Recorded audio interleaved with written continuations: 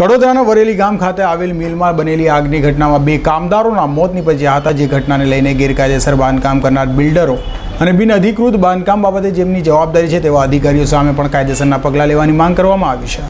સુરત જિલ્લાના additional DGP doctor રાજકુમાર પાંડ્યાને સુરત શહેર Congress OBC committee દ્વારા આવેદનપત્ર આપવામાં આવ્યું હતું અને જણાવ્યું હતું કે હાલમાં જ કડોદરા ખાતે આવેલી વરેલી ગામમાં 19 ઓક્ટોબરના રોજ આગની ઘટના બની હતી, જેમાં બે કામદારોના મોત નીપજવા પામ્યા હતા, જ્યારે અન્ય ઇજાગ્રસ્તો થયા છે.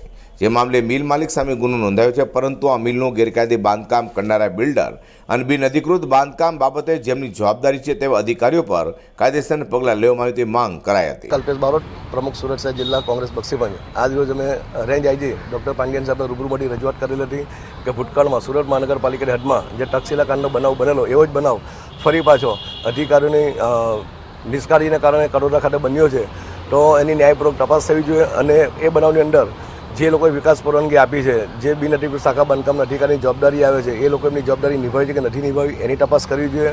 અને બીયુસી સર્ટિફિકેટ આપ્યા વગર સંપૂર્ણ બાંધકામ થઈ ગયું હોય તો એવા અધિકારીની પણ જવાબદારી નક્કી કરી એમના વિરુદ્ધમાં બી 120B મુજબનો ગુનો દાખલ કરવો જોઈએ, એવી અમારી આજે રજૂઆત હતી.